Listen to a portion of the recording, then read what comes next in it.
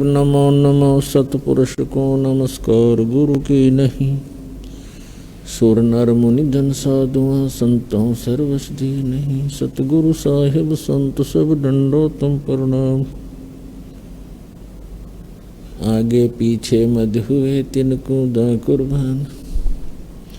नराकार निर्विषम काल जाल वैवंजनम निर्लेपम निज निर्गुणम अक्कलनो बेशंदनम। सोहम सुरति समाप्तम सकल समाना निर्तल। उज्ज्वल हीरंबर हरदमं बेपरवा अथाह वार पार निमज्जतम। ग्रीव दो सुमर सिद्ध होई गणनायक गलता ना करो अनुग्रह सोई। पारस पद परवाना आदि गणेश मनाओ। गणनायक देवन देवा चरण कमल लो लाऊं। आदंत करूं सेवा परम शक्ति संगीतम। रिद्धि सिद्धि दाता सोई अवगत गुण अतीतम। सत्य पुरुष निर्मोही जगदम्बा जगदीशम। मंगल रूप मुरारी तन मन अर्पों शीसम। भक्ति मुक्ति भंडारी सुर नर मुनि जन जावे। ब्रह्मा विष्णु महेशा शेष शेष मुख गावे। पूजे आदि गणेशा इंद्र कुबेर सरीखा। वरुण धर्म राय ध्यावे। समर्थ जीवन जी का मन इच्छा फल पावे। 33 कोटि अधारा दावे शेष 88। उतरे बहुजल पारा कट है यम की फांसी। 33 कोटि अधारा दावे शेष 88। उतरे बहुजल पारा कट है यम की फांसी। कर जोरूं विनती करूं धरूं चरण पर शीश। गुरु जी राम देवानंद जी महाराज ने दियो नाम बख्शीश। कोटि कोटि सिजदा करूं कोटि कोटि प्रणाम। चरण कमल में राखियो मैं बांधी जाम गुलाम। कुत्ता हूँ गुरुदेव का रामपाल दास का नाम। गले प्रेम की जेवड़ी जांखें चोभा जाऊं। तो करो तो बावड़ू दूर दूर करो तो जाऊं।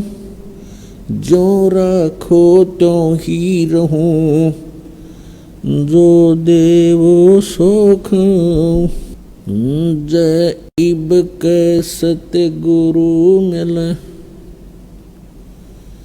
सब दुख आँखों रोए। चरणों ऊपर शीस धरूं कहूँ जो कहनी हो। कबीर साईं मिलेंगे पूछेंगे कुशलात। आदि अंत की सब कहूँ अपने दिल की बात। गुरु जी तुम ना भूलियो चाहे लाख लोग मिल जाहीं। हम जैसे तुमको बहुत हैं तुमसे हमको नहीं।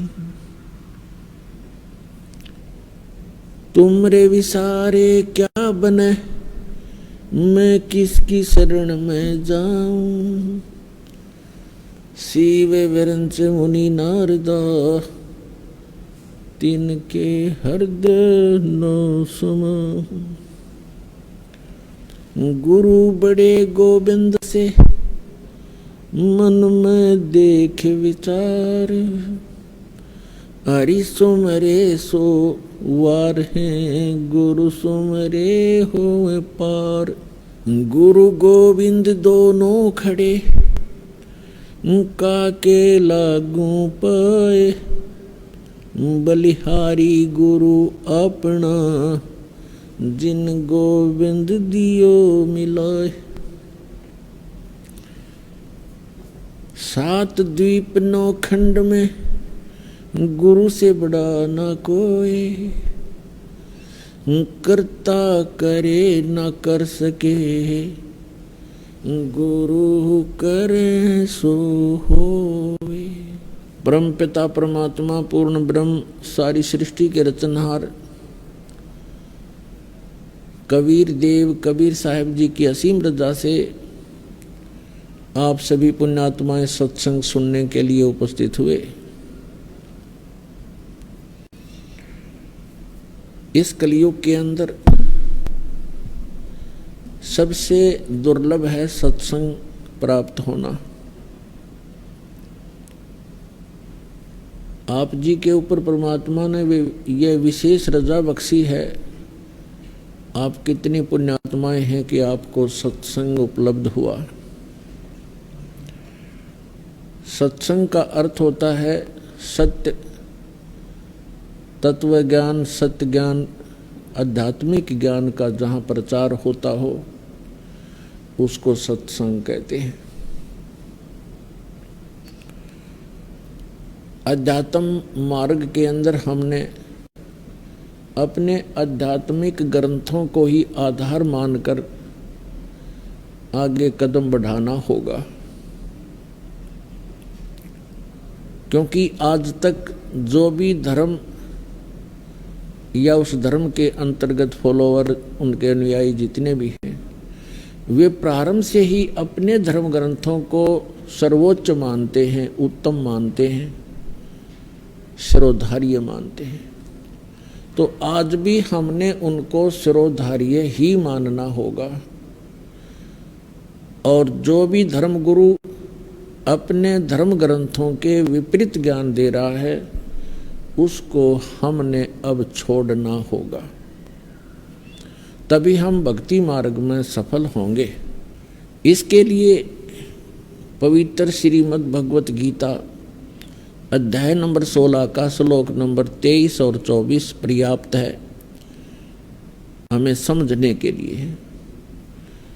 उसमें विवरण है कि शास्त्र विधि को त्याग कर जो मनमाना आचरण करते हैं उनको न तो सुख की प्राप्ति हो सकती, न उनको कोई सिद्धि प्राप्त होती और न ही उनकी परम गति होती है। तो पुण्यात्माओं, आध्यात्मिक क्रियाएं जो हम करते हैं इन तीन वस्तुओं की प्राप्ति के लिए ही करते हैं कि अपने जीवन में हम सुखी रहें, हमारी कार्य सिद्ध हो और फिर परम गति हो। और ये तीनों ही पदार्थ शास्त्र विरुद्ध साधना करने से वंचित रह जाते। इसलिए 24वें श्लोक में श्रीमद् भगवत गीता अध्याय नंबर 16 के कहा है, इससे तेरे लिए अर्जुन कर्तव्य और अकर्तव्य की व्यवस्था में, यानी कौन से धार्मिक अनुष्ठान क्रियाएं मंत्र जाप करने चाहिए और कौन से ना करने चाहिए, उसके लिए अपने सद्ग्रंथों को ही आधार मानना। तो पुण्यात्माओं, आज का जो समागम प्रारंभ हो रहा है, जो 5 दिवसीय ये सत्संग चलेगा, ये किस उपलक्ष्य में है, आज सबसे पहले आपको थोड़ी सी जानकारी देंगे, फिर परमात्मा की महिमा से आपको परिचित कराएंगे। ये जो सत्संग प्रारंभ हो रहा है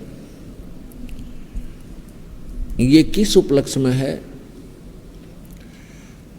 आत्मा परमात्मा की खोज में वर्षों युगों से लगी हुई है, हजारों करोड़ों युगों से लगी है।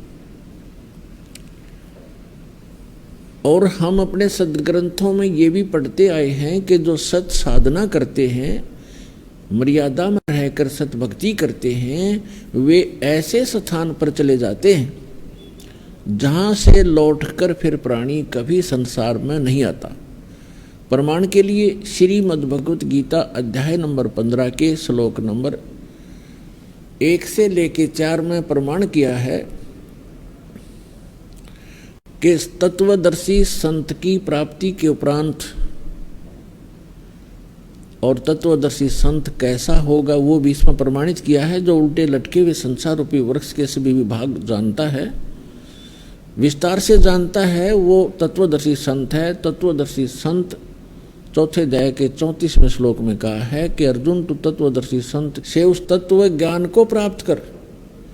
तो यहाँ 15वें अध्याय के 4 श्लोक में कहा है कि तत्व ज्ञान की प्राप्ति के उपरांत उस तत्व ज्ञान से इस अज्ञान को काटकर, अर्थात अज्ञान हटाकर उसके पश्चात परमेश्वर के उस परम पद की खोज करनी चाहिए, जहां जाने के बाद साधक फिर लौटकर कभी संसार में नहीं आते। और जिस परमेश्वर ने संसार रूपी वृक्ष की रचना की है, यानी सारे ब्रह्मांडों की जिसने रचना की है, केवल उसी की भक्ति करो। गीता ज्ञान दाता जो श्री कृष्ण जी के अंदर प्रवेश करके बोल रहा है, वो ब्रह्म है, सरपुरुष है। वो अपने विषय में कहता है कि अर्जुन, तेरे और मेरे बहुत जन्म हो चुके हैं, तू नहीं जानता, मैं जानता हूं। मेरे कर्म और जन्म अलौकिक हैं, दिव्य हैं। प्रमाण के लिए श्रीमद् भगवद गीता अध्याय नंबर 2 श्लोक 12, अध्याय नंबर 4 श्लोक 5 और 9, अध्याय नंबर 10 श्लोक 2 में ये गीता ज्ञानदाता स्वयं कहता है कि मेरी भी जन्म मृत्यु होती है और मेरे उपासक की भी जन्म मृत्यु होती है और आपकी भी होती है। अभी तक जो हमारे धर्मगुरु श्री कृष्ण जी की पूजा का हमें विधान बताते थे, यदि हम ये मानकर चलें कि श्रीमद् भगवद गीता का ज्ञान श्री कृष्ण जी बोल रहे हैं, वैसे तो सच्चाई आपको बताई दी दास ने। श्री कृष्ण जी के अंदर ये सरपुरुष यानी काल ज्योत स्वरूपी निरंजन, जिसे योगी लोग ब्रह्म कहते हैं, ऋषि लोग जिसे ब्रह्म कहा करते हैं, वो बोल रहा है। और वो 21 ब्रह्मांड का स्वामी है। और श्री कृष्ण जी विष्णु जी के अवतार हैं। श्री विष्णु समझो से श्री कृष्ण समझो। ये केवल एक ब्रह्मांड में 3 लोकों पर, पृथ्वी लोक, स्वर्गलोक और पाताल लोक, इन 3 लोकों पर केवल एक विभाग के प्रभु हैं, स्वामी हैं। विष्णु जी सतोगुण विभाग के, यानी श्री कृष्ण कहो, विष्णु कहो, और ब्रह्मा जी रजोगुण विभाग के मंत्री समझो, साहब समझो, मालिक समझो, खुदा समझो। और श्री शंकर जी जो है ये तमोगुण विभाग के स्वामी समझो, प्रभु समझो। ये केवल इतने ही मालिक हैं। तो गीता ज्ञान दाता जो भी आप समझते थे उसी को सोचकर चलिए, वही मानकर चलिए। वो कह रहा है कि मेरे तो जन्म मृत्यु होते हैं और वो कोई और परमात्मा है जिसकी शरण में जाने से 18वें अध्याय के 62वें श्लोक में कहा है, अर्जुन तू सर्वभाव से उस परमेश्वर की शरण में जा, उसकी कृपा से तू परम शांति को और सनातन परम धाम को प्राप्त होगा। तो यहां हमने अब समझना है कि वो परमात्मा कौन है, जिसके विषय में गीता ज्ञानदाता भी प्रमाणित करा है कि उसी की शरण में जाओ, उससे आपको वो स्थान मिलेगा जहां जाने के बाद फिर लौटकर कभी संसार में नहीं आओगे। वो शाश्वत स्थान है। तो अब हम जो प्रसंग चला है कि ये आत्मा परमात्मा को युगों से खोज रही है, और हम पिछले इतिहास देखते हैं अपने ऋषि महर्षियों के, उन्होंने हजारों हजारों वर्ष तपस्याएं की, साधनाएं की, अनुष्ठान किए कि भगवान मिले कल्याण हो। लेकिन यदि उनका मार्ग ठीक होता तो वही मार्ग वो हमें बताया करते थे, तो हम सभी चले जाते और पृथ्वी खाली हो जाती। अब यहाँ शंका एक और उत्पन्न होती है। कई भक्तजन श्रद्धालु कहते हैं कि यदि पृथ्वी खाली हो जाएगी तो यहाँ कौन रहेगा। तो ये बालक सोच होती है। एक बिल्कुल अबोध बच्चा ये बातें कर सकता है जिसको कुछ भी ज्ञान नहीं। अब ये कोई सुख का स्थान थोड़ा ही है, हर चीज का अभाव यहाँ पर, और सारा जीवन हम अपने इस पेट पोषण पर ही लगा देते हैं और बीच में ही मृत्यु हो जाती है। इतना गंदा स्थान यहाँ रहने की इच्छा हमारी क्यों बन रही है? क्योंकि हमें उस अन्य सुख में लोक का ज्ञान नहीं, और वहां जाने का कोई समाधान नहीं। अब जैसे चंद्रमा खाली पड़ा है, ऊपर के ग्रह ये सभी खाली पड़े हैं, तो एक पत्थर ये भी पड़ा रहेगा। हमने कौन सा ठेका ले रखा है यहीं पर गर्मी और सर्दी और भूख प्यास इन कैंसर से पीड़ित होकर मरने और जीने की? यह तो हमारी मजबूरी है। जब हम ऐसे स्थान पर चले जाएंगे जहां हमें शरीर इतना अच्छा मिलेगा, जिसमें कोई रोग नहीं, निरामे मिलेगा। निरामे, आमे माने रोग होता है, निरामे माने निरोग शरीर मिलेगा। और ऐसा ही वहाँ दुनिया होगी आपकी, ऐसे आपका परिवार होगा जो कभी मृत्यु को प्राप्त नहीं होगा। और वहाँ एक ऐसा शिष्टाचार होगा, यहाँ तो कहते बहु सास ने गड़न लाग रही है या सास बहु से के सर हो रही है, रोज कोई ना कोई पंगा जी ने बना रहता जीव के, हम ढीठ होकर जी रहे हैं, कोई विकल्प दिखाई नहीं दे रहा। तो हम ऐसे स्थान पर चले जाएंगे जहाँ कोई दुख नहीं, कोई वृद्ध अवस्था नहीं। अब कौन वृद्ध होना चाहता है, कौन रोगी होना चाहता है, और सभी हो रहे हैं। कौन मरना चाहता है, और सभी मर रहे हैं। तो ऐसे गंदे लोक में और फिर कोई ये कहे कि ये खाली हो जाएगा, ये तो जितना शीघ्र खाली हो उतना अच्छा। ये रहने का स्थान है, कहीं फ्लड आ रही है, मर गई दुनिया, कहीं पर भूकंप आ गया है, कहीं पर वैसे सूखाग्रस्त, कोई रोग से मर रहा है, कोई किसी तरह करा रहा है। तो ये तो एक बूचड़ खाना है ये पृथ्वी लोक, और ये स्वर्ग लोक यहाँ के, ये कोई स्थान ठीक नहीं है। तो परमात्मा की खोज में हम युगों से लगे हुए हैं, और यदि उन ऋषि महर्षियों का मार्ग सही होता तो हम चले जाते वहां पर, हम इस संसार में नहीं रहते। इसका कारण यही रहा कि हमारे सदग्रंथों का भी ज्ञान हमारे धर्मगुरुओं को नहीं था। वर्तमान के अंदर तो बिल्कुल ही बिजली गिर गई है, और विशेषकर इस हिंदू धर्म में तो कमाल कर दिया। जितना भक्ति का इस अध्यात्म मार्ग में जो घोटाला देखा है इस हिंदू धर्म के अंदर, और अन्य धर्मों में नहीं देखने को मिलता। अन्य धर्मों के धर्मी जैसे कोई कुरान शरीफ का मानने वाला है, कम से कम कुरान शरीफ को आधार तो मान रहा है, और उसके अनुसार जैसा भी उनकी परंपरा वो एक ही तरह की भक्ति करे। इसी प्रकार ईसाई धर्म में देख ले, मुसलमान सिख धर्म में देख लो, और हिंदू धर्म में देख ले, जितने गुरु उतनी ही पूजा, जितने जो ज्ञान है उतने ही देवता। कोई कुछ पूज रहा है, कोई कुछ पूज रहा है, कोई कुछ बता रहा है, कोई कुछ बता रहा है, कोई आधार नहीं। जबकि हमारे सदग्रंथ हैं, उनको तो देखिए हम झांक के। तो हमारे धर्म गुरुओं को हमारे धर्म ग्रंथों का भी ज्ञान नहीं था। इस कारण से हमारे उन अनमोल रत्न, जो अनमोल खजाना हमारे घर में छुपा पड़ा था, ये हमारे धर्मगुरु उसको हमारे सामने रख नहीं सके, जिस कारण से हम गरीब से गरीब होते चले गए। हम आध्यात्मिक गरीब हो गए, निर्धन हो गए। कबीर साहब कहते हैं, कबीर सब जग निर्धना और धनवंता ना कोई, धनवंता सो जानिए जिस पर राम नाम धन होए। तो हमारे पास राम नाम धन नहीं रहा, जिस कारण से हम भिखारी बन गए। तो पुण्यात्मा, अब हमने फिर धन, राम नाम के धन को पुनः संग्रहित करना है शास्त्र अनुकूल साधना करके। अब आज का जो समागम प्रारंभ हुआ है, इसका उपलक्ष्य है कि ज्येष्ठ सुदी पूर्णमासी को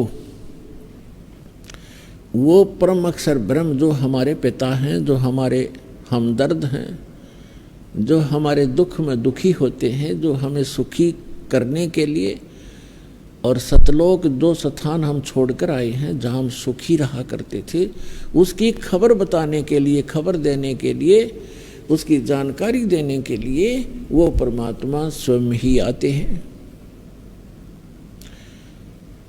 और ये हमारे सदग्रंथ भी प्रमाणित कर रहे हैं। ऋग्वेद मंडल नंबर 9 सूक्त नंबर 86 और मंत्र नंबर 26 और 27 में, ऋग्वेद मंडल नंबर 9 सूक्त 82 मंत्र 1, 2, 3 में, ऋग्वेद मंडल नंबर 9 सूक्त 20 मंत्र 1 में, ऋग्वेद मंडल नंबर 9 सूक्त 94 के 94 के मंत्र नंबर 1 में, ऋग्वेद मंडल नंबर 9 सूक्त 95 के मंत्र नंबर 2 में, ऋग्वेद मंडल नंबर 9 सूक्त 96 96 के मंत्र 16 से लेकर 20 में, ऋग्वेद मंडल नंबर 9 सूक्त 54 मंत्र 3 में, ऋग्वेद मंडल नंबर 9 सूक्त 1 मंत्र 8 और 9 में, और भी अनेक स्थानों पर चारों वेदों के अंदर ये प्रमाण दिया है कि वो परमात्मा जो सर्वशक्तिमान है, सभी सर्वोत्पादक प्रभु, सबकी उत्पत्ति करने वाला, वो परमात्मा ऊपर रहता है ध्रुवलोक के तीसरे पृष्ठ पे। ध्रुवलोक माने तेजो में लोक, जो सौ प्रकाशित पृथ्वी सतलोक है। उस पृथ्वी पर वो परमात्मा एक गुम्बज के अंदर राजा के समान, सिर पर मुकुट है, ऊपर श्वेत छत्र है दाता का, और सिंहासन यानी तख्त पर विराजमान है। तो जिन महापुरुषों ने परमात्मा को वहां देखा, उन्होंने भी बताया है परमात्मा का साक्षात्कार जिनको हुआ है, क्योंकि वो परमात्मा स्वयं ही उनको लेकर के सतलोक गए थे, अपना निज स्थान दिखाकर उनको वापस छोड़ा था।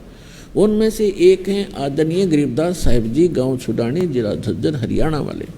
उन्होंने कहा कि श्वेत छत्र और सिर मुकुट विराजे, देखत ना उस चेहरे नु, गरीबदास ये वक्त जात है, रोगे इस पैरे नु। यानी वो परमात्मा के सिर पर सफेद छत्र है एक ऊपर, जैसे ये छत्र आप छतरी देखते हो छोटी सी, ये तो आर्टिफिशियल है, वहाँ परमात्मा की ओरिजिनल है। और सिर पर मुकुट है उस परम पिता के, जैसे राजा लोग पहनते हैं। यही ऋग्वेद मंडल नंबर 9 सूक्त 82 मंत्र 1 में है कि वो सर्व उत्पादक प्रभु, सब पापों का नाश करने वाला, राजा के समान दर्शनीय है, देखने में राजा के समान तख्त पर विराजमान है, सिंहासन पर बैठा है, और वहां से गति करके आता है, अच्छी आत्माओं को मिलता है जो दृढ़ भक्त होते हैं। तो इन सभी वेद मंत्रों का निष्कर्ष है कि वो परमात्मा ऊपर बैठा है, नर आकार है, मनुष्य दृश्य है।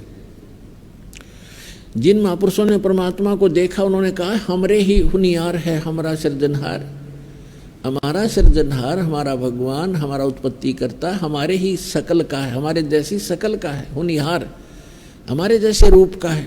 लेकिन उस परमात्मा की सामर्थ्य और उसके शरीर की मटेरियल ऑफ बॉडी हमसे ज़्यादा शक्तिशाली और अविनाशी है, ताकतवर है, तेजों में है।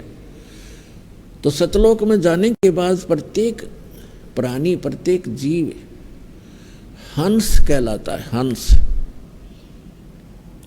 और वहां जाने के बाद प्रत्येक का जो शरीर बनता है, वो जैसे हमें यहाँ शरीर मिला है, ये कच्चा है, ये किसी कारण से भी विनाश को प्राप्त हो जाता है। वहाँ जो शरीर मिलेगा वो कभी विनाश को नहीं प्राप्त होगा। उसमें नाड़ी तंत्र नहीं है, उसके अंदर ब्लड प्रेशर, शुगर, कैंसर आदि कोई रोग नहीं होता। वहाँ वृद्ध अवस्था नहीं है, और वहाँ सदा युवा रहते हैं। जब बच्चे होते हैं, ऐसे आपका परिवार होगा और बच्चे होंगे, और एक स्थिति ऐसी आती है कि वो युवा होने के बाद फिर युवा ही रहेंगे, वो सदा वृद्ध नहीं होते। और इतने शुद्ध विचार हैं, किसी चीज़ का अभाव नहीं है, किसी वस्तु का अभाव नहीं वहाँ पर। यहाँ तो एक हीरा आपने शायद किसी ने जीवन में देखा भी नहीं होगा, हीरा। और वहाँ सतलोक के अंदर हीरों के तो पहाड़ हैं, जैसे यहाँ पत्थर के पहाड़ हैं, वहाँ हीरे ठोकरों में रले मिलेंगे आपको। और दूधों की दरिया बहती हैं, सदाबहार वृक्ष हैं, किसी चीज़ का अभाव नहीं, जहाँ बैठो कुछ खाओ। और सब पकवान आपको, किसी प्रकार के पकवान, जैसे परमात्मा जब काशी में आए हुए थे 120 वर्ष रहे, तो एक बार किसी ने मजाक कर दिया था, झूठी चिट्ठियां डाल दी थी कबीर भगवान के नाम से कि सभी साधु संत आओ और कबीर साहब भंडारा कर रहे हैं। और उस समय लीला कर रहे थे दाता एक गरीब कति एक सिंपल भगत की झोंपड़ी में रहा करते थे, 2 समय का मुश्किल से आहार होता था और जिसके द्वार पर 18 लाख व्यक्ति आ गए। तो वो परमात्मा स्वयं गए अपने निज स्थान सतलोक में और वहाँ से 9 लाख बैलों के ऊपर बने बनाई जलेबी, कचौड़ी, पकौड़ी, दही, बड़े, बूंदी, लाडू सब कुछ भरकर, दाल, चावल, खांड, खीर सब कुछ बने बनाया और यहाँ सेकंड में लाता रहे। तो वहाँ सब वस्तुएं आपको उपलब्ध हैं। तो वहाँ कोई राग नहीं, कोई द्वेष नहीं। या तो हम कभी किसी जमीन के बंटवारे पर लड़ मरते हैं, जमीन वहीं रह जाती है और इंसान मर जाते हैं। तो ये वृत्ति खराब क्यों होगी हमारी? क्योंकि एक तो ज्ञान नहीं और दूसरा हमारे साथ भगवान नहीं। जब हमारे साथ भगवान होगा और ज्ञान होगा, हमें किसी चीज़ का अभाव यहाँ भी नहीं रहेगा जब तक आप यहाँ रहोगे। आपकी सुरक्षा होगी, आपके बच्चों की सुरक्षा होगी। तभी तो हम भगवान की खोज करते हैं कि हमारा परिवार सुखी रहे, हम भी निरोग रहें, हमारी अकाल मृत्यु ना हो। ये मानते हैं हम बूढ़े में बुढ़ापा मर जाएं, लेकिन बीच में ना मरे। तो ये इस गंदे लोक में भी, इस नासवान स्थल पर भी उस अविनाशी परमात्मा कबीर जी की शरण में आने के उपरांत ही हम ये सुख भी प्राप्त कर सकते हैं। तो ये ज्ञान हमें अभी किसी ने बताया ही नहीं और परमात्मा आकर बताने की चेष्टा कर रहे थे। सन 1398 से सन 1518 तक 120 वर्ष परमेश्वर यहाँ रहे, एक जुल्हा गरीब की भूमिका, निर्धन की भूमिका की। अब वो भूमिका क्यों की? क्योंकि 5 दिन के अंदर इस समागम के दौरान हम आपको परमात्मा की रह कर विस्तार से जितनी हमारी बुद्धि काम करेगी दास की, आपको सब कथाएं सुनाएंगे, तब समझ में आएंगी। चारों युग में संत पुकारे, को के कहा हम हेल रे, हीरे माणक मोती बरस, ये जग चुगता डेल रे।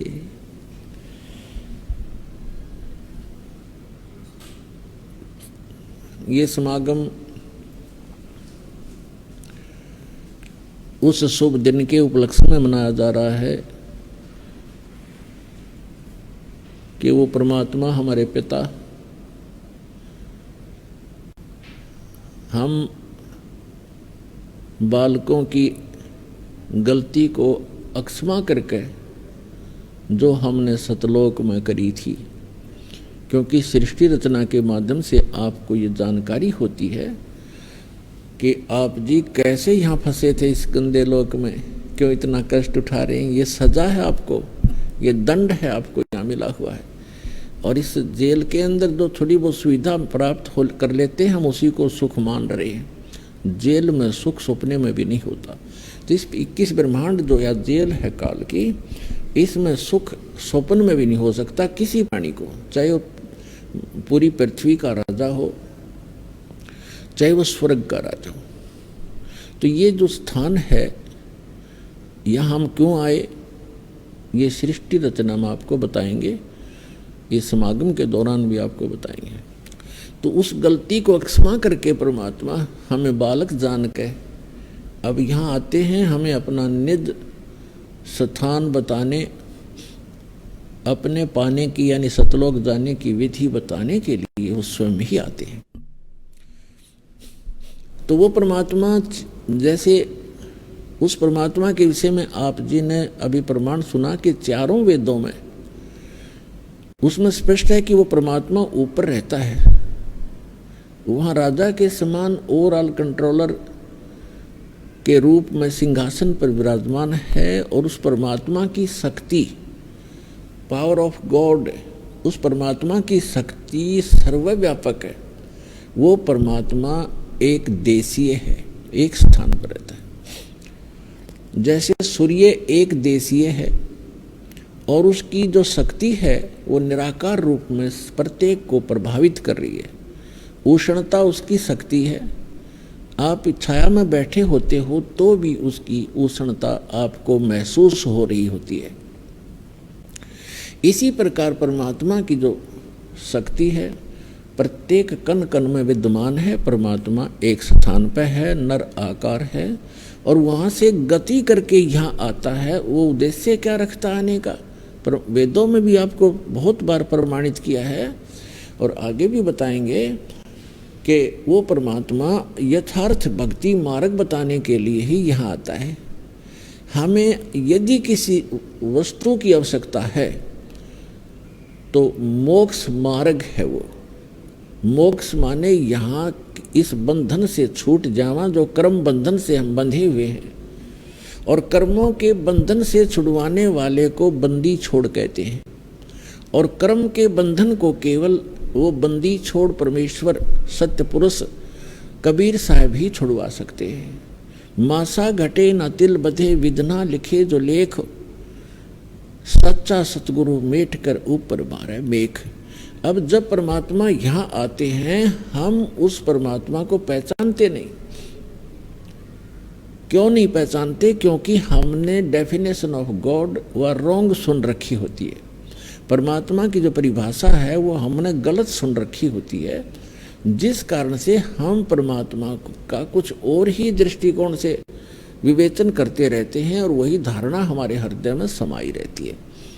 इसलिए वो परमात्मा यहाँ परमात्मा कम और एक मानव की तरह अधिक लीला करता है ताकि वो हम उसके निकट रहकर कुछ उनके ज्ञान को फॉलो कर सके। तो इसलिए वो परमात्मा ने स्वयं आकर के यहाँ पर ज्ञान देते हैं वो। तो वो परमात्मा ऊपर रहते हैं, वहाँ से गति करके आते हैं, अच्छी आत्माओं को मिलते हैं और उनको फिर अपने सतलोक ले जाकर वापस छोड़ते हैं, अपना गवाह बनाकर छोड़ जाते हैं। अब उन गवाहों ने, उन जो साक्षी बने परमात्मा के, जिनको भगवान मिले, उन्होंने और साथ में हमारे पवित्र सदग्रंथों ने, दोनों ने रिल मिलकर ये सिद्ध कर दिया कि परमात्मा कैसा है, कहाँ रहता है, उसका नाम क्या है, उसके पाने की विधि क्या है, वो मेथड कौन सा है जिससे हम परमात्मा प्राप्त कर सकते हैं।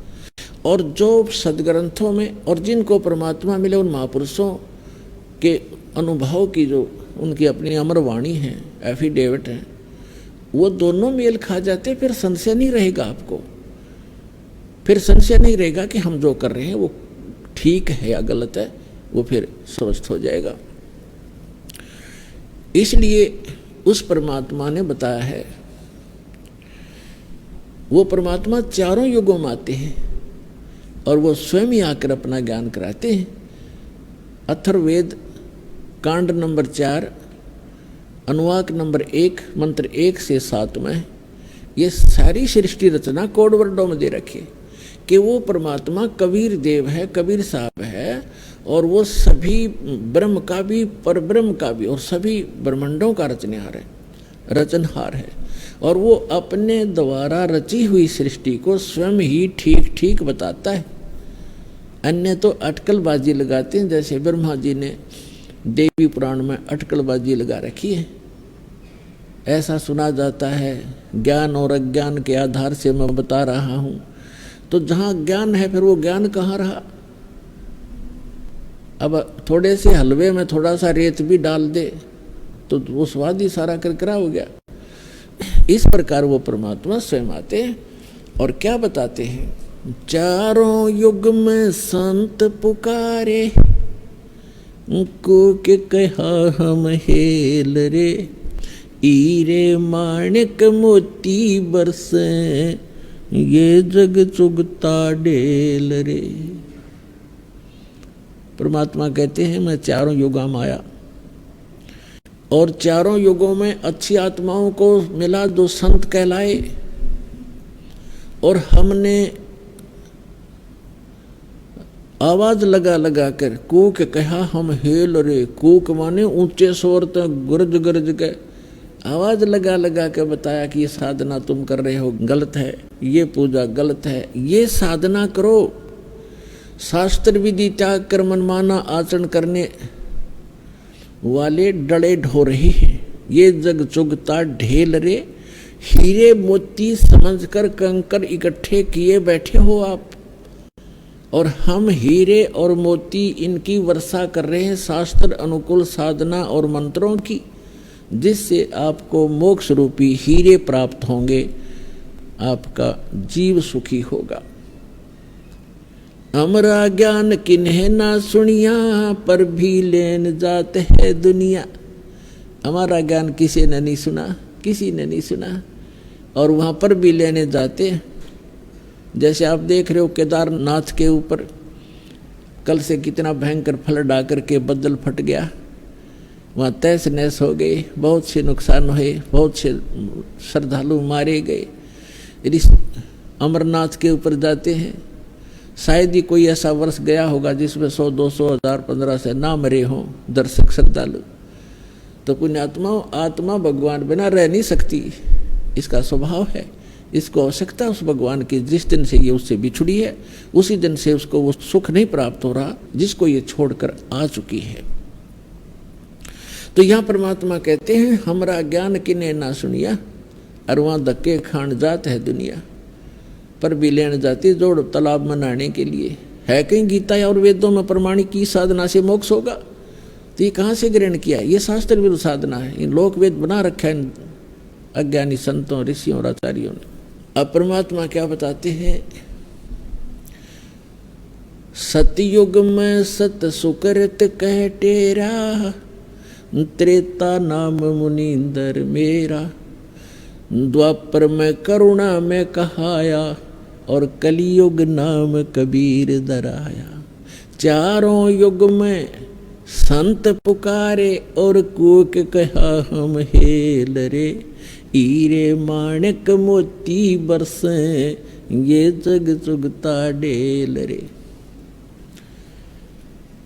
पुण्यात्माओं, किसी भी महापुरुष का इतिहास आपको नहीं मिलेगा जो चारों युग के अंदर आए हों, और चारों युग से आगे की भी जो जिन्होंने जानकारी दी हो, और सृष्टि की रचना की जानकारी जिन्होंने दी हो, तो वो परमात्मा है जिसने अपने द्वारा रची हुई सृष्टि को ठीक ठीक बताया। क्या बताया है?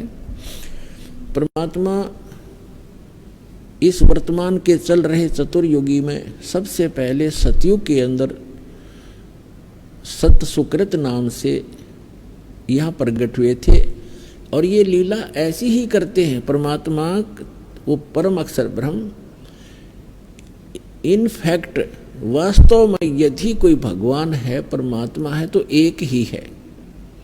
परमात्मा एक है, प्रभु अनेक हैं। पुण्यात्मा, धीरे धीरे आप बच्चे हो, इस अध्यात्म मार्ग की जब आप PhD कर लोगे तब इन कोड वर्डों को समझोगे। अभी तो हम सभी को ही भगवान कह देते हैं, सभी को परमात्मा कहते हैं। फिर आपको लास्ट में एक ही परमात्मा नजर आवेगा। जैसे श्रीमद् भगवद गीता अध्याय नंबर 15 के श्लोक नंबर 16 और 17 में 3 पुरुष हैं, एक सरपुरुष, एक अक्षर पुरुष। सरपुरुष ये ब्रह्म है जिसके लोक में हम रह रहे हैं, ये काल है। ये 21 ब्रह्मांड का पुरुष है, 21 ब्रह्मांड का स्वामी है, 21 ब्रह्मांड का मालिक है, केवल 21 ब्रह्मांड का। और एक ब्रह्मांड के अंदर ये पृथ्वी लोक, स्वर्ग लोक, पाताल लोक, ब्रह्मा विष्णु महेश के लोक, धर्मराय का लोक, निरंजन का लोक, और आगे दुर्गा का लोक, ये सारे मिलाकर एक ब्रह्मांड कहलाता है। ऐसे ऐसे 21 ब्रह्मांड है, उनका प्रभु है, उनका स्वामी है ये ब्रह्म। लेकिन ये परमात्मा नहीं है, ये काल है। और 7 संग ब्रह्मांड का स्वामी है जो परब्रह्म, जिसको अक्षर पुरुष कहते हैं, तो वो भी स्वामी है 7 संग ब्रह्मांड का, लेकिन वो परमात्मा नहीं है। परमात्मा वो होता है जो श्रेष्ठ आत्मा हो। श्रेष्ठ आत्मा वो होता है जो किसी को दुख ना दे, सुख के अतिरिक्त उसके कोई विधान ना हो। तो वो परमात्मा सत्य पुरुष है जो असंख्य ब्रह्मांड का स्वामी भी है और परमात्मा भी है। वो सत्य पुरुष है। जैसे श्रीमद् भगवत गीता अध्याय नंबर 15 के श्लोक 16 और 17 में 3 पुरुष हैं, एक सरपुरुष, एक अक्षर पुरुष। सरपुरुष को हम काल कहते हैं, ब्रह्म भी कहते हैं, सरब्रह्म भी कहते हैं, और अक्षर पुरुष को अक्षर ब्रह्म भी कहते हैं और परब्रह्म भी कहते हैं संत भाषा में। और तीसरा जो परमात्मा उसे परम अक्षर ब्रह्म भी कहते हैं, उसको परम अक्षर पुरुष भी कहते हैं और उसको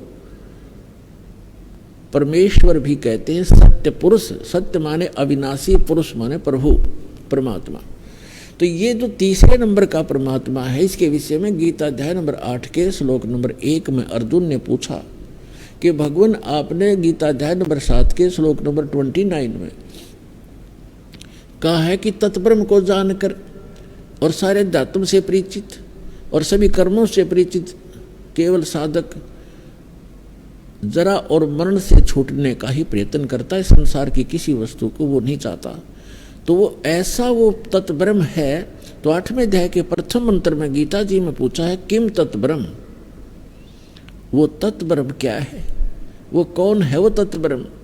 तो गीता अध्याय नंबर 8 के श्लोक नंबर 3 में गीता ज्ञानदाता कहता है वो परम अक्षर ब्रह्म है, वो सर्वशक्तिमान परमात्मा, परम अक्षर ब्रह्म, सबसे श्रेष्ठ। परम माने श्रेष्ठ, अक्षर माने अविनाशी और ब्रह्म माने परमात्मा। अब जैसे अक्षर पुरुष को भी अक्षर पुरुष कहा है, परब्रह्म को भी अक्षर माने अविनाशी, लेकिन यहाँ परम अक्षर पुरुष कहा है कि उस वास्तव में अविनाशी परमात्मा वो है श्रेष्ठ, सबसे श्रेष्ठ। अब जैसे एक स्टील भी धातु है, काफी लंबे समय तक रह जाती है। एक मिट्टी की धातु का बना हो, जैसे एक मिट्टी से बना हो, एक स्टील से बना हो, तो उस मिट्टी वाले की तुलना में वो स्टील वाला स्थायी ज़्यादा है, लेकिन उसका नाश होगा एक दिन, उसको जंग लगेगा। और वास्तव में सोना जो है उसको जंग नहीं लगता, तीसरा मटेरियल वो समझो। तो ऐसे वो परमात्मा परम अक्षर ब्रह्म है। तो गीता अध्याय नंबर 15 के श्लोक नंबर 16 और 17 का ये निष्कर्ष है कि इस पृथ्वी वाले लोक में, नाशवान लोकों में 2 प्रभु प्रसिद्ध है, एक सरपुरुष एक अक्षर पुरुष। और इनके अंतर्गत जितने प्राणी हैं वो भी नाशवान है। जीवात्मा तो किसी की भी नहीं मरती, हो तो पशु पक्षियों की भी नहीं मरती, वो तो अलग विषय है। फिर 15वें अध्याय के 17वें श्लोक में कहा है, 15वें अध्याय के 17वें श्लोक में कहा कि उत्तम पुरुष है तू अन्य। उत्तम पुरुष माने श्रेष्ठ भगवान, पुरुषोत्तम। वो तो इन दोनों से अन्य है, सरपुरुष और अक्षर पुरुष से। और परमात्मा इति उदारते, जिसको परमात्मा कहा जाता है, परमात्मा श्रेष्ठ, श्रेष्ठ आत्मा जो कभी दुख ना दे किसी को। और ये लोग तरमावी से विवर्ती अवैश्वर है, जो तीनों लोकों में प्रवेश करके सबका धारण पोषण करता, वो है अविनाशी परमात्मा। तो ये परमात्मा परमेश्वर, ये जो तीसरे नंबर का भगवान है, ये है हमारा सबका जनक है, ये है वास्तव में परमात्मा। बाकी स्वामी है, प्रभु है। तो यहाँ थोड़ा सा आपको धीरे धीरे सारा ज्ञान कराएंगे। तो क्या पता है कि चारों युग में ये परमात्मा आते हैं और ये लीला करते हैं। जैसे गीता, जैसे ये जो ऋग्वेद मंडल नंबर 9 और सूक्त नंबर 1 मंत्र 8 में कहा है कि वो परमात्मा सब पापों का नाश करने वाला परमात्मा हमारा 3 प्रकार की 3 सतिथि से हम सबका धारण पोषण करता है। वो 3 सतिथि कैसी है? एक सतिथि में परमात्मा सतलोक में रहता है, तेजो में शरीर है उस परमेश्वर का, मनुष्य दृश्य है, वो सिंहासन पर विराजमान है, एक बहुत बड़ा गुम्बद है, स्तूप है बहुत बड़ा, और वो बहुत सुंदर सफेद कलर का है, तेजो में है, उसके अंदर से भी नूर निकल रहा है। उसके बीच में सिंहासन पर परमात्मा विराजमान है, एक राजा के समान बैठे हैं, उनके सिर पे मुकुट है और ऊपर छत्र है और उसके उनके ऊपर चंवर अपने आप भी होता है जब इच्छा होती है, और बाकी वो रखा भी रहता है। वो है परमात्मा की प्रथम सतिथि। फिर वो भगवान, वो ही परमात्मा अपना अन्य रूप धारण करके अपने शरीर को सरल करके, क्योंकि वहाँ जो परमात्मा बैठे हैं परमेश्वर परम अक्षर ब्रह्म, उनके एक रोम में, एक रोमकूप कहो एक रोम कहो, रोम तो कहते हैं बाल को, रोमकूप जहाँ बाल उगता है, उस परमात्मा के एक रोम में, एक रोमकूप में समझो इतनी रोशनी है, करोड़ सूर्य मिला दे करोड़ चंद्रमा, वो भी फीकी पड़े। तो वो परमात्मा का ऐसा नूरी शरीर है, मनुष्य सदृश है, सिर पर मुकुट है, और वहाँ जाकर हंस सभी उस परमात्मा पर चंवर करते हैं, अपने मालिक पर। जो यहाँ से निकल कर जाता है सीधा भगवान के पास जाता है, चरणों में प्रणाम करते हैं, वो परमात्मा सीने से लगाते हैं प्रत्येक को, और फिर वहाँ चंवर करते हैं आदर से। फिर उसको कहता बेटा आराम से रहो, ये तुम्हारे बने बनाए महल वहाँ खाली पड़े थे, विश्राम करो, गलती बनी तुम्हारे से, कोई ना लौट आए। अब भी कहते सुबह का भूला शाम को आ जाए तो भूला नहीं कहलाता, और हम युगों से भूले पड़े यहाँ पर। तो वहाँ ये प्रथम स्थिति है। फिर परमात्मा अपने शरीर को हल्का रूप बना करके दूसरी स्थिति में, वो दूसरी स्थिति में क्या करते हैं, एक शिशु रूप धारण करते हैं, और प्रत्येक युग के अंदर प्रारंभ में एक सरोवर के अंदर कमल के फूल पर आकर नवजात शिशु का रूप धारण करके वो विराजमान हो जाते हैं। वो किसी माँ से जन्म नहीं लेते, और परमात्मा की सारी व्यवस्था होती है, तो वहाँ से कोई निसंतान दंपत्ति उन्हें उठा ले जाते हैं। और धीरे धीरे जैसे बच्चे की तरह परमात्मा अपनी लीला करते हैं, छोटी सी उम्र में ही 4-5 वर्ष की आयु में ही बड़े बड़े विद्वानों के छक्के छुड़ाने लग जाते हैं, और धीरे धीरे बड़े होते हैं और एक नेक नागरिक की भूमिका करते हैं। हाथ से काम करके कम से कम संग्रह करते हैं, झोंपड़ी में रहते। जैसे पहले तो वैसे तकरीबन ये महल वगैरह बहुत कम थे, झोंपड़ी ही डाला करते थे सभी। तो वो परमात्मा एक ऐसी लीला करते हैं कि भक्त को अधिक संग्रह करने की आवश्यकता नहीं है। भक्त वही होता है जो उस लोक की परंपराओं से हटकर आध्यात्मिक परंपराओं के आधार से अपना जीवन निर्वाह करे, उसके आधार से चले, वो भक्त कहलाता है। अन्यथा जैसे भक्ति मार्ग पर चलने वाले व्यक्ति, कोई मार्ग पर चल रहा है, सफर यात्रा कर रहा है, तो वो कम से कम ही भार लेकर चल सकता है। और ये आपको खूब मालूम है, जो पहले यात्रा करते थे, पैदल जाते थे, तो एक थैला डालते थे काख में, उसमें एक चद्दर और एक धोती कुर्ता, नथिंग एल्स।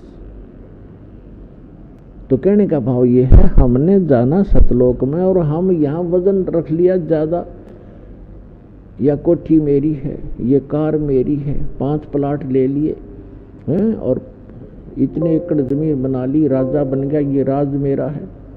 इस सब को सिर पे रखे हुए एक कदम भी नहीं चल पा रहा, तो फिर हमें ज्ञान होगा कि हमने इतना वजन नहीं उठाना चाहिए जो हमारे सफर को बाधा करे।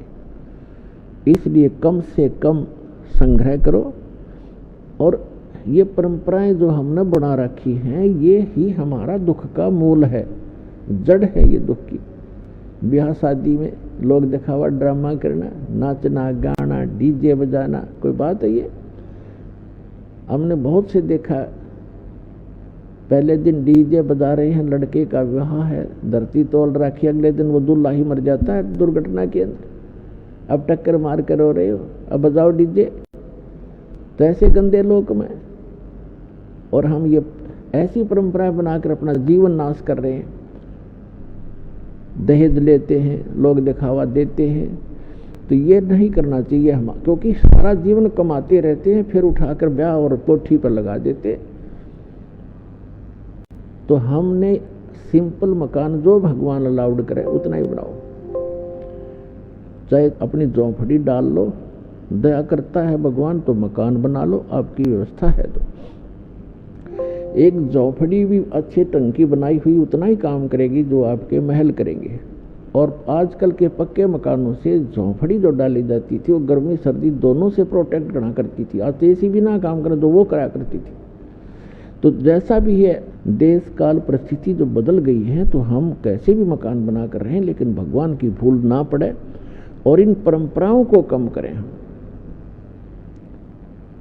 ताकि जैसे कि आज के हमारी रिवाज बन गई है, बेटी को हमने दुश्मन बना लिया गलत परंपराएं करके। क्योंकि लड़की जन्म होते ही हम ये मान लेते हैं ये बाहर बन गई, क्योंकि इसका विवाह करना 2-4 लाख रुपया लगाने पड़ेंगे तब कोई ग्रहण करेगा। फिर उसको बच्चा होगा, कदे पीलिया, कदे छूत-छक, कदे फलाना, फिर भात हो गया। तो ये क्या आवश्यकता है इन चीज़ों की? ये अपने ये मैन मेड है, गॉड मेड नहीं है। और हमने इनको ख़त्म करना पड़ेगा। तो बेटी देखना, सब चाह करेंगे बेटी हो, क्योंकि वजन ही नहीं रहेगा हमारे ऊपर। तो और बेटी बिना फिर बेटे के गाड़ोगे, बेटी ना होगी तो फिर ब्याह कितना होगा, अगला बेटी ना होगी तो किसी के। तो हमारी बुद्धि पर पत्थर पड़ गए, हम भगवान से दूर होकर समाज में ही रंग गए और उसी दृष्टिकोण से सोचने लग गए। तो इनसे ऊपर उठना पड़ेगा, तब हम भक्ति कर सकते हैं। हम सतलोक चलना है तो इन मर्यादाओं का अपना पालन करना पड़ेगा। यदि आप विद्यार्थी हैं तो विद्यार्थी वाला ही काम करे। और फिर वो अगर वो बच्चों में गधों पर बैठकर घूमता है गाँव में जाकर, तो विद्यार्थी नहीं है और स्कूल आता नहीं है। इस प्रकार आप जी ने ये अन्य परंपराएं त्यागनी होंगी। तो कहने का भाव ये है कि परमात्मा स्वयं आते हैं, एक लीला करके दिखाते हैं कि भक्त को केवल इतना ही पर्याप्त है, इससे अधिक नहीं।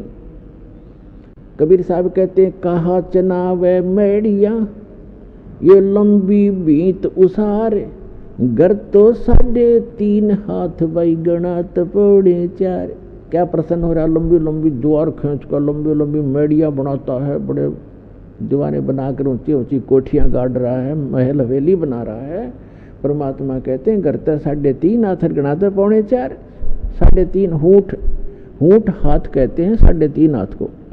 ये जो हाथ है यहाँ से लेकर यहाँ तक कौनी तक, ये एक हाथ कहलाता है। और प्रत्येक स्त्री या पुरुष का अपना शरीर 3.5 हाथ का होता है। ये 3 तो पूरे और आधा इतना होता है। परमात्मा कहते हैं आप चाहे 4 मंजिल की कोठी बना रखिए और 20-20 कमरे कक्ष हैं, एक चारपाई पे इतने स्थान पर सोओगे आप, किसी कोने में कहीं डाल लेना। तो बाकी बकवाद किस लिए कर रखी है? तो परमात्मा कहते हैं घर तो 3.5 हाथ और गणा तो 4.25 है। कहने का भाव ये नहीं है कति माप के 3.5 हाथ बना लो, यानी आवश्यकता से अधिक बनाने की कोई आवश्यकता नहीं, वो हमारी मूर्खता होगी। आवश्यकता अनुसार मकान बनाओ, 2 कमरे हैं, 3 चाहिए, 4 चाहिए, अपने परिवार अनुसार, या एक में ही काम चलता है तो क्यों डले डोए बे मतलब के।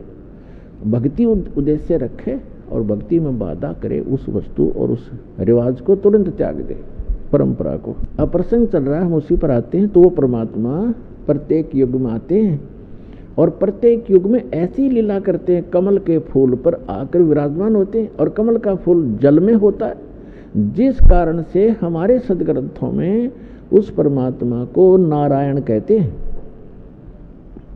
नारायण का अर्थ है, नार माने जल, आयन माने उस पर आकर विराजमान होने वाला नारायण। हम श्री विष्णु जी को नारायण मानते हैं, ये भी नारायण हैं, जितने सतर के ये नारायण हैं। ये भी शेषनाग पर लेट गए तो नारायण हो गए। हम शंकर भगवान को भी नारायण मानते हैं, वो भी भगवान है। लेकिन वास्तव में नारायण जो है ये परमात्मा है, जिसके लिए वेद और ग्रंथ हमारे नारायण बोलते हैं। तो वहां से ये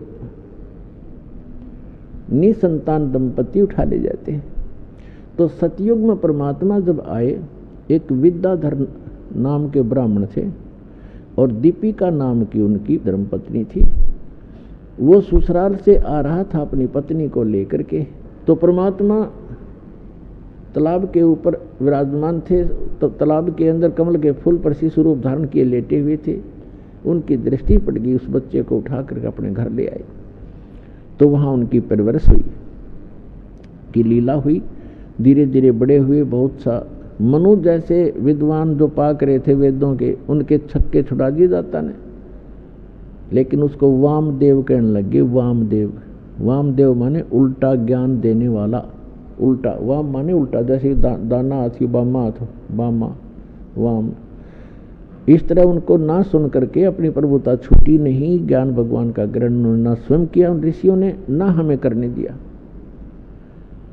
फिर अगले जन्म में परमात्मा की दया हुई। वही आत्माएं जो विद्याधर और दीपिका वाली आत्माएं त्रेता के अंदर एक वेदविद ब्राह्मण नाम का ब्राह्मण हुआ और सूर्या नाम की उसकी पत्नी का संयोग हुआ। वो वही आत्मा थी जो सतयुग में थी।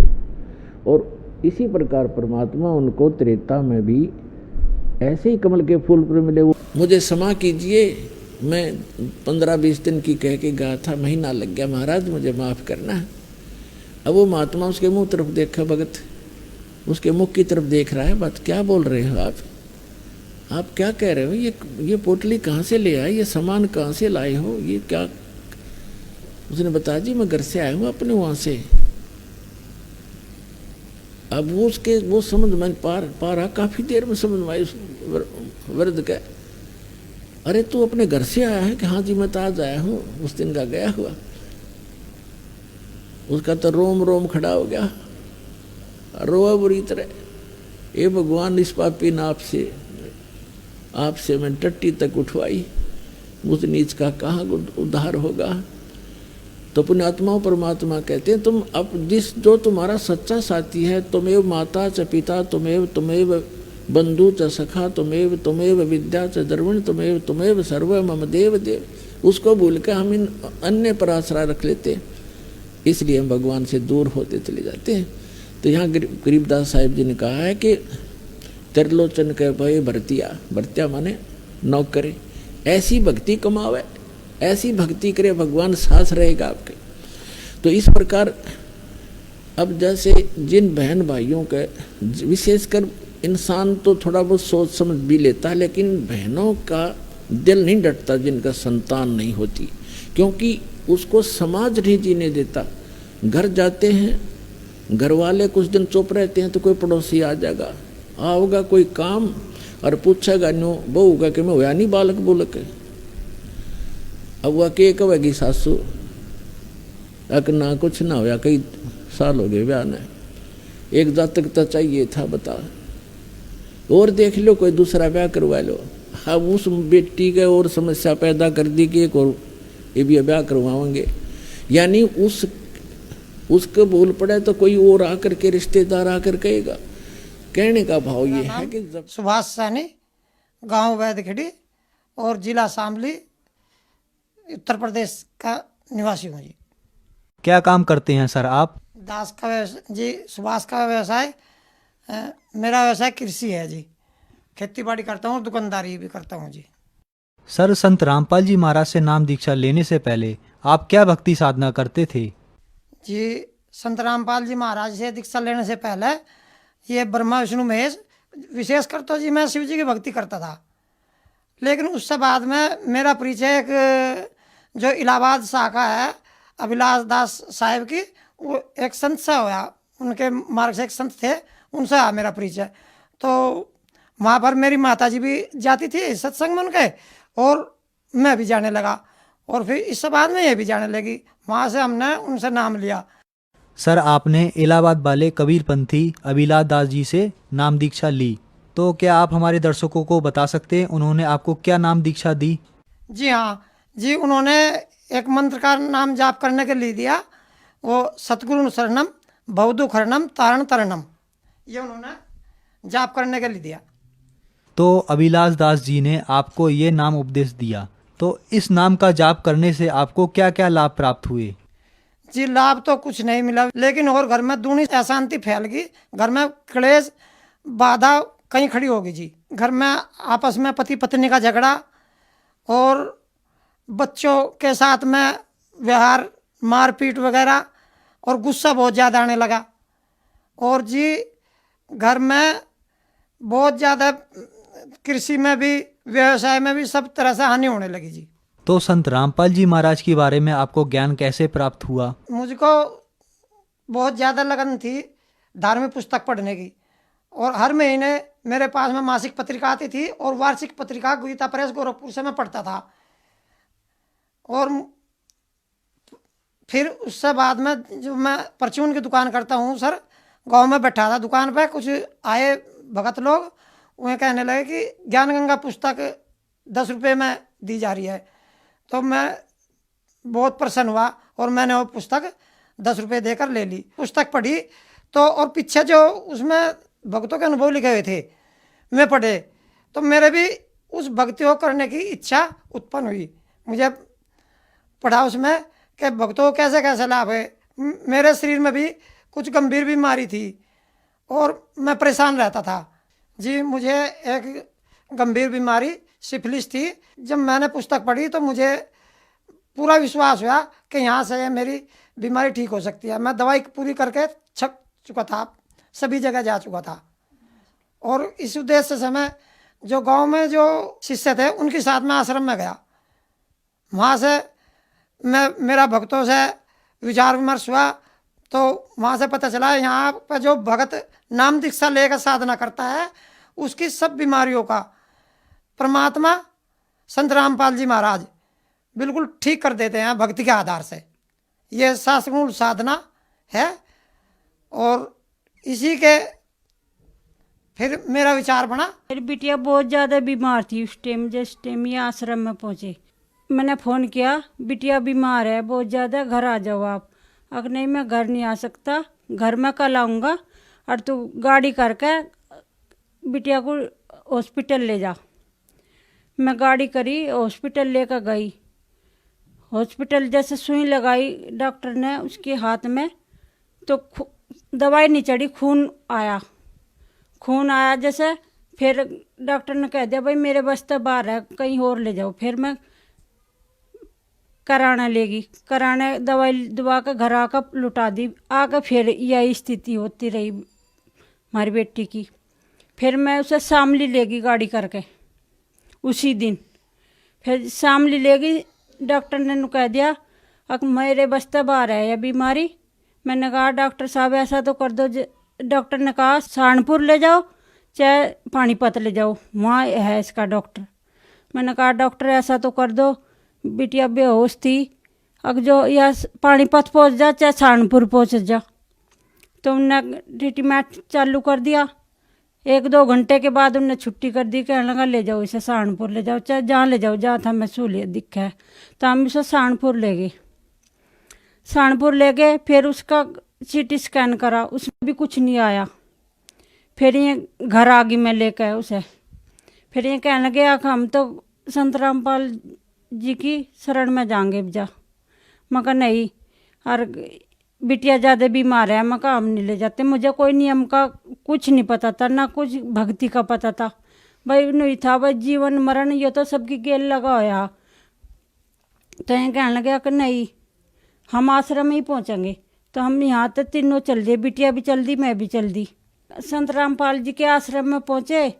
फिर हमने जैसे आश्रम ताए नाम लेकर दोनों संत रामपाल जी महाराज की जोत जलाई, तो हमारे घर में भूत बाधा दूर होगी। जहाँ थे हम अपनी बिटिया को लेकर सबनों कहते हैं कि होली वाले दिन मरनी है हमारी बिटिया। तो आज वह बिटिया की हमने शादी कर दी। कहाँ गई वह होली और कहाँ गई वह दिवाली। उस दिन तो हमारी बिटिया ठीक है। तो जैसा कि आप लोगों ने बताया कि आपकी बेटी को भूत प्रेत की बाधा थी और संत रामपाल जी महाराज से नाम दीक्षा लेने के बाद भूत प्रेत की बाधा दूर हो गई। सर आपसे भी जानना चाहेंगे, आपने एक सिफिलिस नाम की बीमारी का जिक्र किया, तो क्या वह बीमारी आपको अभी है या वह ठीक हो गई? जी सर, संत रामपाल जी महाराज से दीक्षा लेने के बाद में उस बीमारी में मुझे बहुत जल्दी आराम लग गया और आज मैं बिल्कुल ठीक हूँ सर। मैं बताना चाहती हूँ, हम खेत में पेड़ काट रहे थे, तो मेरे पति ने कहा कि बेटे को कह दिया, उस लाइन के तले पे अड्डा खड़ा, बिजली की लाइन थी 11,000 की, अक उस पर न चढ़े। तो बच्चे तो ऐसे ही हो, इतने में गई तो उसी पेड्डे पे जाकर पहला ही डाला काटा था। जैसे डाला काटा, ऊपर पेड्डे पे वो था, तो डाला काटा तो उंगा तो लाइन पे गिर गया, इंगा उस पर टिक गया पेड्डे पे, इंगा भी आग बढ़ गई, इंगा भी आग बढ़ गई। लड़का ऊपर था पेड्डे पे, जैसे वो ऊपर पेड्डे पे था, वो कहने लगा अब तो मैं मरूंगा। कूदा जब मर गया, और इसकी जड़ में ना आया 11,000 की लाइन की जड़ में को जब मरूंगा, अब तो मुझे मरना ही है। तो वो पेड्डे की जड़ में नहीं अपना सुमरन करता हुआ आ गया, आकर दूर बैठ गया 10 फुट। फिर कहने लगा मम्मी मैनू देखा हूँ करंट आ रहा क्या। परमात्मा की ऐसी दया हुई, इतना बेटा उतर कर दूर गया, इतना करंट नहीं आया। और उसके उतरते ही सार जमीन में 10 फुट तक करंट था। जिसे वो देखा सबनु कहा बच कैसे गया है शुभम। जैसा कि आपकी पत्नी ने बताया कि आपका बेटा पेड़ पे था और जब वो नीचे उतरा तो आग जल रही थी और वो सुमरण करता हुआ नीचे उतर गया और उसकी जान बच गई। तो आपसे जानना चाहेंगे कि आपका बेटा कौन सा सुमरण कर रहा था जिससे उसकी जान बच गई। जी, हम सभी परिवार वालों को संत रामपाल जी महाराज का सतनाम का जाप मिला हुआ है। तो जो पुत्र है वो सतनाम का जाप करते हुए नीचे आ गया और बिल्कुल भी उसे करंट महसूस नहीं हुआ, बिल्कुल भी, और बिल्कुल सुरक्षित हुआ, दूर चला गया खंभे सबसे। सर बिटिया की शादी कर दी हमने अपनी बिटिया की, तो उसके एक परमात्मा की दया से एक बच्चा हुआ। तो बच्चा 1 महीना तक वह हॉस्पिटल रही, पीजीआई वालों ने उसकी आँख खराब बता दी बच्चे की, कि बच्चे की आँख चली गई। तो बेटी ने फ़ोन किया मम्मी बच्चे की आँख खराब हो गई, डॉक्टर ने बता दिया। मैं कहने लगी मकान ना तो मैं कुछ कर सकती ना तू कुछ कर सकती, संत रामपाल जी से अरदास कर, संत रामपाल जी इसकी आँख वापस देंगे, नहीं कोई दुनिया में वापस आँख नहीं दे सकता इसकी। तो उनने दंडवत करी, प्रणाम करी, हे मालिक मेरे बच्चे की आँख ठीक हो जा। उस बच्चे की आँख ठीक होगी। जैसे वो हर महीने बुलाते हैं हमें पीजीआई वाले चेकअप के लिए, तो चेकअप के लिए गई जो दोबारा, तो उस बच्चे की आँख ठीक बताई डॉक्टर ने, कहने लगा इसकी आँख ठीक है बिल्कुल। संत रामपाल जी ने उस बच्चे की आँख भी ठीक कर दी। तो जैसा कि सर आपने बताया कि पहले आप अभिलाष दास जी इलाहाबाद वाले से जुड़े हुए थे, फिर आप संत रामपाल जी महाराज की शरण में आए। आम धारणा ये है कि गुरु बदलने से पाप लगता है और घर में नुकसान हो सकता है। तो सर आपसे ये जानना चाहेंगे कि संत रामपाल जी महाराज की शरण ग्रहण करने के बाद आपको कोई नुकसान हुए या नहीं हुए, क्या आपको डर नहीं लगा? जी नहीं, संत रामपाल जी महाराज ने बताया है कि जैसे डॉक्टर कोई गंभीर बीमारी है और एक डॉक्टर से ठीक नहीं हो पा रही तो दूसरा डॉक्टर बदल लेना चाहिए। और फिर ऐसे ही गुरु के बारे में है, अगर एक गुरु का ज्ञान ठीक नहीं है, शास्त्र अनुकूल नहीं है, तो हमें उस गुरु जी को तुरंत त्याग देना चाहिए और सही सच्चे मार्ग को ग्रहण करके अपने जीवन का मोक्ष करवा लेना चाहिए। संत रामपाल जी महाराज की भक्ति, ये जो भक्ति है शास्त्र अनुकूल है, इससे हमें लाभ ही लाभ हुए। और जो पिछले गुरुओं की जो भक्ति थी वो उसको त्याग देने से हमें इतने लाभ हुए सर जी कि हम उसका वर्णन नहीं कर सकते। हमारे घर में पूर्ण रूप से सुख शांति और बच्चों में आपस में प्यार और सद्भाव पैदा हो गया। जैसा कि सर आपने बताया कि संत रामपाल जी महाराज से नाम दीक्षा लेने के बाद आपकी और आपकी बेटी की बीमारी दूर हो गई, तो सर हम आपसे ये जानना चाहते हैं कि संत रामपाल जी महाराज से नाम दीक्षा लेने के लिए आपको कितने पैसे देने पड़े? जी, वहाँ पर एक भी पैसा नहीं लिया जाता, एक भी रुपया नहीं लिया था। वहाँ पर सब रहना और नाम दीक्षा सब फ्री ऑफ कॉस्ट मिलती है। सर संत रामपाल जी महाराज से अगर कोई जुड़ना चाहे तो वह कैसे जुड़े? संत रामपाल जी महाराज का टीवी पर सत्संग आता है और उसमें एक पट्टी चलती है, उस पर कुछ मोबाइल नंबर लिखे हुए हैं और उन नंबरों पर फ़ोन करके आप ये नाम दीक्षा के बारे में, नज़दीक जो सेंटर है उसके बारे में जानकारी ले सकते हैं और संत रामपाल जी महाराज से नाम दीक्षा ले सकते हैं। सर आप जन समुदाय को क्या संदेश देना चाहते हैं? जी, दास की सभी जन समुदाय से प्रार्थना है कि सभी संत रामपाल जी महाराज की शरण में आकर अपने जीवन का कल्याण कराएं और अपना मोक्ष कराएं। धन्यवाद जी। धन्यवाद।